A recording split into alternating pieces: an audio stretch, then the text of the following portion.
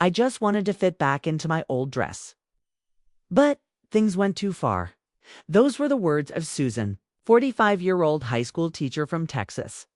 Her story began like so many others, quiet, ordinary, and relatable.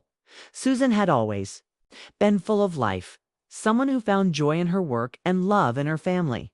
But after turning 40, something began to shift. Her weight crept up slowly, then stubbornly refused to go down. Despite her efforts eating relatively healthily, walking regularly, her body no longer responded the way it once did. That special dress, the one her husband had given her on their 10th wedding anniversary, hung untouched in her closet. Quiet reminder of how things had changed. Frustration grew. And in a moment of curiosity and perhaps desperation, she began scrolling through TikTok. That's where she first heard about Ozempic. Originally used for treating diabetes, it was now being praised for something else entirely: rapid, dramatic weight loss. 1 week after starting the injections, she noticed her appetite vanish. 2 weeks in, the scale began to drop. It was thrilling. But alongside the weight loss came something unexpected. Her skin lost its glow. Her sleep turned restless, and she found herself snapping at the smallest things. Something didn't feel right, but she told herself it was worth it. Susan's experience is not unique. In fact, it marks the beginning of what some are calling a modern phenomenon: the explosion of weight loss medications. Drugs like Ozempic, Wegovy, and Mounjaro, once used primarily for diabetes management, have now stepped into the spotlight as powerful tools for reshaping bodies and, some believe, lives. With hashtags like #OSMPic amassing over 1 billion views on TikTok and celebrities like Elon Musk openly admitting to using them, it's no wonder so many everyday people are asking themselves, is this the answer I've been looking for? Why wouldn't they? Losing weight is hard. It demands discipline, consistency, and emotional strength. It means resisting temptations, rewriting habits, and showing up for yourself even when it feels impossible. So, when the promise of change is offered in a single weekly injection, no extreme diets, no grueling workouts, it's easy to see why it feels like a miracle. In our world of same-day delivery and instant results, even our expectations for our bodies have become urgent. We want change, and we want it now. Social media only amplifies that urgency. The endless scroll through perfect figures and dramatic before and after photos turns weight loss into more than a health goal. It becomes a social expectation. Transformation is no longer something you do for yourself, something you do to keep up. Platforms like Instagram and TikTok flood us with messages telling us we're not enough until we look a certain way. It's no longer just about health, it's about worth, status, and belonging. And in that world, weight loss drugs start to feel less like a choice and more like a requirement. Perhaps you've felt that pressure too. Have you ever looked at your reflection after spending time online and wondered if you were being left behind? If everyone else is changing, should you be changing too? If that thought has crossed your mind, you're not alone, Anne. I invite you to share your story in the comments. Because this conversation isn't just about medication, it's about how we see ourselves now. Before we move on, we need to pause and look at what's often overlooked in the hype. When weight drops rapidly, it's not always just fat that disappears. Sometimes it's precious muscle. Sometimes your natural ability to feel hunger and fullness becomes confused, overridden by chemicals. And sometimes people find themselves dependent, unable to imagine eating without the drug, afraid of going back to the way things were. Susan eventually confided that food made her nauseous, that she panicked when her fridge didn't contain another dose. And that's when it became clear, this wasn't just about a dress anymore. Her story, like so many others, began with a very human desire to feel better, look better, live better. But when that desire is packaged into a tiny needle and injected, week after week, we have to ask ourselves, what are we really chasing? And what are we risking to get there? In the next part of this video, we'll take a closer look at how these medications actually work, what they do inside your body, What science says and what the fine print doesn't always tell you. The answers might surprise you. But for now, I'd love to hear your thoughts. Have you ever considered using a weight loss drug? You felt that social pressure to change your body? Leave a comment below. I genuinely want to hear your perspective. To understand the promises and perils of weight loss medications, we need to look beneath the surface, literally into the intricate workings of the human body. Because behind every pound lost is a cascade of chemical signals, hormonal reactions, and brain-body communication. So, how does something like Ozempic or its close relatives Wegovy and Mounjaro turn your hunger off like a light switch? And perhaps more importantly, should it? Let's begin with what these drugs were originally designed to do. Medications like Ozempic and Mounjaro belong to a class of drugs known as GLP-1 receptor agonists.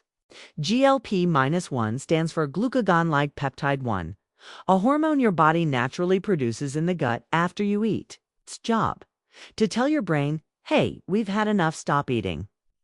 It also slows down how fast food moves through your stomach, making you feel fuller longer.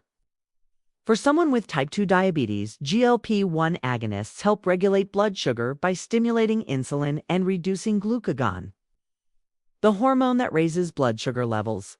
But researchers noticed something unexpected. Patients thought these drugs were also losing weight. That's when the conversation shifted from glucose control to waistline control. And suddenly, a medication developed to help people manage a chronic disease found itself at the center of a global aesthetic revolution. But it's not magic. These drugs hijack your body's hunger signaling in a very powerful way. Imagine you're walking into a kitchen where your favorite cookies are baking. Ordinarily, your senses would kick in: the smell, the anticipation, the memory of the taste. You'd feel a desire to eat. Now imagine a switch in your brain has been flipped. Those cookies don't even register. That's the kind of appetite suppression we're talking about. For many, it feels like liberation. But for others, it's deeply unsettling. Food no longer brings joy. Eating becomes a mechanical act. This change in the relationship with food can have emotional consequences that aren't always obvious at first. Consider David, a 38-year-old marketing executive from Chicago. Flake Susan. He turned to a GLP-1 drug after years of failed diets and gym memberships. In the beginning, it was thrilling. The pounds dropped quickly. His coworkers noticed, his clothes fit better, and his confidence soared. But by month 3, he began to struggle. He didn't want to eat, not even his favorite meals. Family dinners turned awkward. Celebrations felt hollow.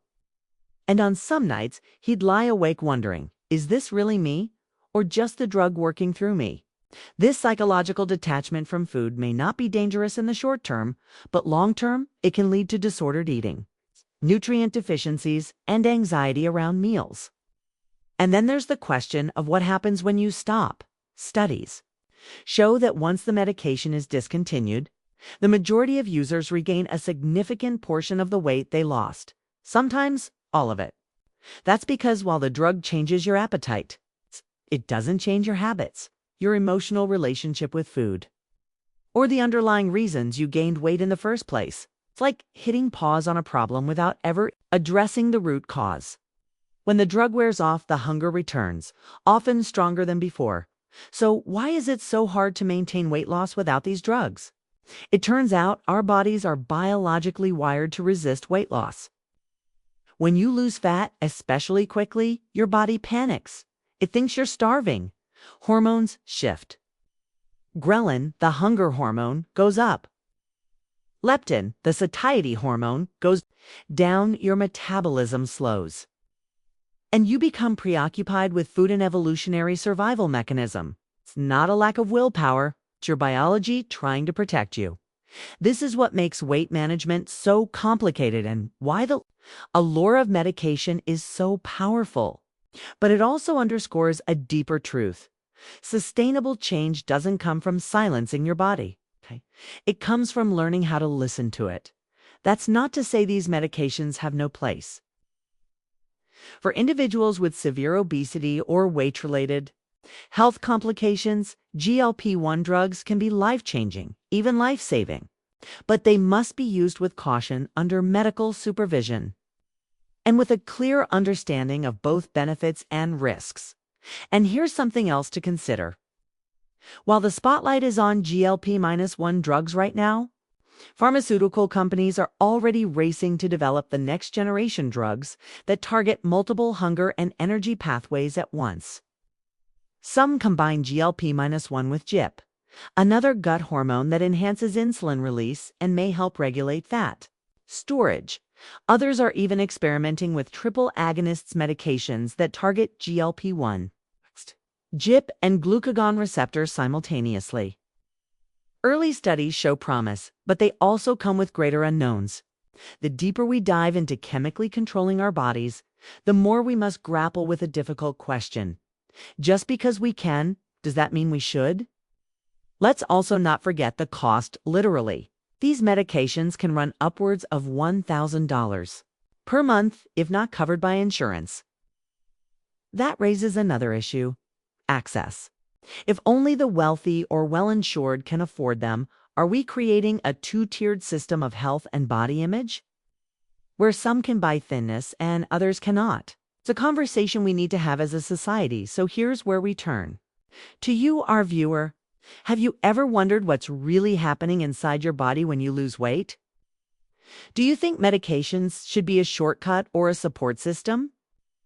And if you've ever tried these drugs, what was your experience like? Drop a comment. We'd love to hear your story. Your voice adds so much value to this community. Weight loss medications often arrive with glossy ads, smiling faces, and incredible before and after transformations. But as with any pharmaceutical solution, what's presented on the surface rarely captures the full story. Behind the smiling faces are people like Marlene, the 56-year-old school teacher from Arizona, to experience severe nausea and dizziness within weeks of starting her prescription. I lost weight, she recalls, but I also lost my appetite for life. I couldn't sleep, couldn't concentrate, and felt like I was constantly seasick. GLP-1 receptor agonists, like Ozempic and Mounjaro, come with a range of potential side effects. The most commonly reported are gastrointestinal nausea, vomiting, diarrhea, constipation, and stomach pain. These symptoms can be so severe that many users discontinue the medication altogether. While drug commercials often breeze past these warnings in a rushed monotone at the end, the real-life impact can be debilitating. Then there are more serious risks. Some studies suggest a possible link between GLP-1 drugs and pancreatitis, gallbladder issues, and even rare tumors of the thyroid. While the data isn't conclusive, the FDA mandates a black box warning, the most serious kind, and many of these medications due to the risk of thyroid C-cell tumors observed in rodent studies. Should that give you pause? Absolutely, especially if you have a personal or family history of thyroid issues. There's also the psychological toll, as we explored earlier with David and Susan. Altering your hunger can inadvertently alter your identity and emotional well-being. For some, this manifests as depression or anxiety. For others, it leads to social withdrawal, food-related guilt, or obsessive tracking of weight and calories. It's a reminder that our relationship with food is deeply emotional, not just biological. But here's something that rarely gets mentioned. Many of these side effects aren't just temporary. They can become chronic. Long-term use of GLP-1 drugs may require liver function monitoring, ongoing gastrointestinal assessments, and possibly lifelong medical management. This isn't just a quick fix. It's a long-term medical intervention. And let's talk about off-label use, with social media influencers touting dramatic transformations. More and more people without obesity or any medical indication are seeking these drugs purely for cosmetic weight loss. This trend has led to shortages, leaving diabetics who rely on GLP-1 for blood sugar control scrambling to find alternatives. It's a troubling consequence of a trend driven more by appearance than by health. The marketing of these drugs often frames them as empowerment tools. But when access is unequal, risks are downplayed, and users are uninformed. Is that really empowerment or exploitation? Now, we want to hear from you again. Have you or someone you know faced unexpected side effects from a weight loss drug? What do you think about the way these medications are marketed? Do you think social media plays a role in the glamorization of medical treatments? Leave your thoughts in the comments. Let's start a conversation that matters. If you've made it this far, you've likely realized that weight loss medications are far from a miracle. They're complicated, expensive, and not without risks. But here's the good news. Sustainable, healthy weight loss is not only possible without drugs. It's often more effective in the long run. In this part, we'll shift from the warnings to the wisdom reel, actionable strategies grounded in science, and enriched by the stories of people who've walked this path without a prescription pad in hand. Let's start with a simple but powerful truth. Weight loss is not just about cutting calories. It's about creating a lifestyle that supports your body's natural rhythms, honors your mental health, and fosters long-term change. Crash diets and quick fixes can get you short-term results, but they often come at the cost of muscle mass, metabolism, and emotional well-being. Instead, a more holistic approach, one that includes nutrition, movement, sleep, stress management, and community support, can lead to weight loss that not only sticks, but feels good. Take Angela, a 42-year-old nurse from Ohio. After struggling with her weight since her late 20s, she decided to try something radically different. No more fad diets. No more punishing workouts. Instead, she worked with a registered dietitian to rebuild her relationship with food. She focused on eating whole, unprocessed meals rich in fiber, protein, and healthy fats. She prioritized sleep, aiming for a consistent 7 hours a night. She started walking 30 minutes a day. Nothing fancy, just movement she enjoyed. Over 18 months, 脂 she 肪究 lost 竟是怎么 45形成 pounds. 的？ But more importantly, she gained energy, self-respect, and a deep sense of peace with her body. So what does the science actually support when it comes to safe, effective weight loss? First, diet quality matters far more than calorie counting. A 2018 study published in JAMA found that people who focused on eating minimally processed like vegetables, lean meats, legumes, and whole grains lost more weight than those who simply cut calories, even when they didn't count them at all. Why? Because when your body gets the nutrients it needs, cravings decrease, satiety improves, and energy levels stabilize. Second, movement isn't just about burning calories, it's about building metabolic health. Regular exercise improves insulin sensitivity, reduces inflammation, and supports mental health. And it doesn't have to be extreme. Resistance training twice a week, combined with daily walking or light cardio, can have a profound effect. Sleep is another unsung hero. Chronic sleep deprivation alters hunger hormones, increases cravings, and makes willpower plummet. If you're constantly tired, your body clings to fat like it's preparing for a famine. Prioritizing sleep hygiene, like reducing screen time before bed, maintaining a consistent sleep schedule, and creating a calming nighttime routine can significantly aid in weight management. And then there's stress. Chronic stress raises cortisol, a hormone that can promote fat storage, especially around the belly. Mindfulness practices, therapy, social connection, and even hobbies can reduce stress and create a more balanced internal environment where weight loss can happen naturally. Finally, don't underestimate the power of support. Whether it's a therapist, coach, friend group, or online community, being surrounded by people who encourage healthy behaviors and celebrate your progress makes a huge difference. You don't have to go it alone. And if you're wondering whether this slower, steadier approach really works, just ask our audience. Drop a comment below. Have you ever made a lifestyle change that led to unexpected results? Have you tried things that work better than any diet? What helped you stick with it? Share your story. It might inspire someone else who's just beginning. As we reach the final chapter of our journey through the complex world of weight loss, it's time to take a deep breath, look back at what we've uncovered, and ask ourselves the most important question: what is your path forward? For some, weight loss medication might be a helpful tool, especially when prescribed with care and combined with lifestyle changes. For others, the key may lie in cultivating habits that nourish body and mind without relying on pharmaceuticals. There is no one-size-fits-all answer, but there is a framework for making thoughtful, empowered decisions. Let's begin by revisiting what we've learned. In part 1, we explored the allure of weight loss medications and the reasons they've skyrocketed in popularity. We met individuals like Rachel, who saw dramatic changes with medication, and others who experienced a roller coaster of side effects and uncertainty.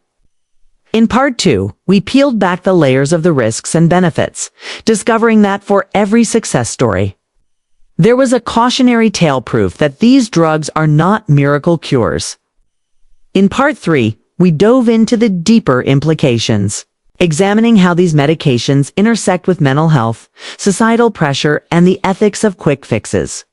And in part 4, we uncovered the truth that's sustainable. Meaningful weight loss is possible without pills, anchored by stories of resilience and practical, science-backed strategies. So now, let's tie it all together. Imagine two roads, one paved, with prescriptions, consultations, and tightly monitored progress under medical supervision. The other built on consistent lifestyle changes, self-discovery, and community support. These roads aren't mutually exclusive. Some people begin on one and switch to the other. Others blend both paths. What matters most is not which road you take, it's how aligned that path is with your values, your needs, and your long-term health. Let me tell you about Jordan, a 37-year-old software engineer from Austin. After years of yo-yo dieting and failed gym resolutions, he opted for weight loss medication. It helped at first. After 6 months, he noticed diminishing returns and growing side effects. Instead of giving up, he pivoted. He joined a local cooking group, began cycling with friends, and saw a therapist to work through his emotional connection with food. Over the next year, he didn't just lose weight, he transformed his life. The medication gave him a nudge, but the lasting change came from the foundation he built afterward. That's the takeaway. Medication may provide momentum, but true transformation is forged in daily choices. It's in the meals you prepare with care, the boundaries you set around your time, and the grace you give yourself when things don't go perfectly. It's in realizing that you are not broken. You do not need fixing. You need support, knowledge, and self-compassion. As you weigh your own options, here are some questions to ask yourself. What is my motivation for losing weight? Is it rooted in health, self-esteem, or external pressure? Have I explored lifestyle approaches thoroughly before considering medication? Do I have support from qualified professionals who can guide me safely? How does this choice fit into my long-term vision for health and happiness? And perhaps most importantly, am I being kind to myself through this process? Let's open up this conversation. If you've ever faced the decision to use or not use weight loss medications, share your experience in the comments. What worked for you? What didn't? What would you tell someone just starting their journey? Your story could be the light someone else needs to find their way. As we close this video, remember that your body is not your enemy. It is your home. Treat it with respect, listen to its signals, and don't fall for shortcuts that silence its voice. Weight loss, if it's your goal, should enhance your life, not consume it. And whether you choose medicine, mindfulness, or a mix of both, may your path be guided by truth, not trends. Thank you for joining us in this deep dive. If this video resonated with you, don't forget to like, subscribe, and share it with someone who might need a little clarity on their own health journey. Until next time, stay strong, stay curious, and take good care of yourself.